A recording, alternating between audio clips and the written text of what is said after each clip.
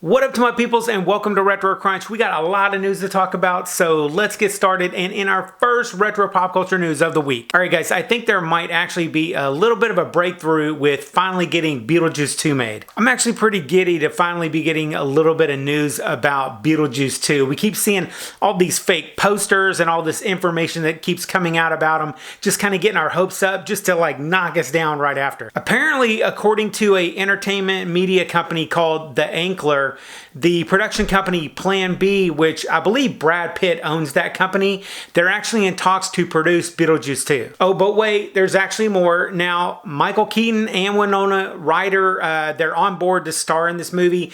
And if Warner Brothers, they actually greenlight this movie, we could see it come out in maybe 2023. But right now, nothing is really set in stone, so take this information from Ankler with a grain of salt until we get some more real good meat on this and we know for sure. I'd personally love to see a Beetlejuice 2 movie come out, especially if they set this movie somewhere besides Lydia Deetz house.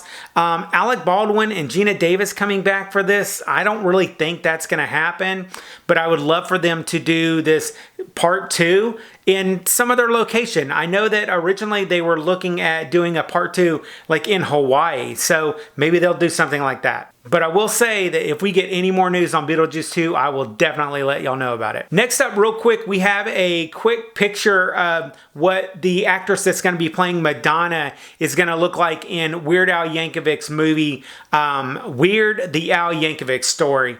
I remember seeing and hearing so much about Madonna from Weird Al Yankovic growing up. He did a lot of songs on her, so it's fitting for her to be in this movie. Evan Rachel Wood, she definitely has the look going on for playing Madonna in this movie. Oh, and another thing, Rainn Wilson, he's going to be playing Dr. Domino, but we don't have any pictures of him yet. Then another movie that you might want to know about, The Crow reboot. It's back in the news.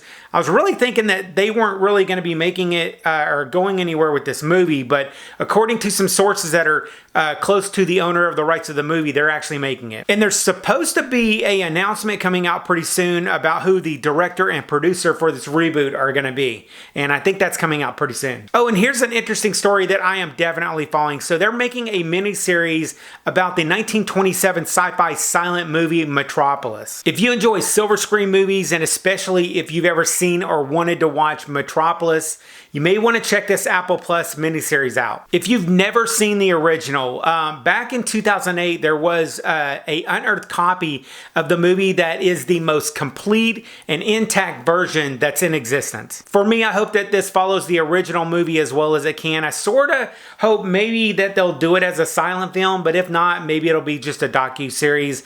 Whatever they do, I can't wait to see it. And next, here's a quick update on the Futurama Revival series. It looks like Bender is going to be coming back for the revival after all. John DiMaggio, he actually signed on to voice Bender once again for this upcoming show. Then calling all Edward Scissorhands fans, the house that was used in the filming of the movie Edward Scissorhands, it's up for sale. The home was bought 2 years ago by the current owner, Joey Klops, and he's hoping to sell it for a cool $700,000. I think he paid $250,000 for it when he originally bought it, but it's going to come with a big old Edward Scissorhands mannequin, so if that puts you over the top, go for it. Then finally, if you're into retro news and nostalgia stuff from back in the day, I'll catch you on the flip side, and remember, if it ain't retro, it ain't worth watching.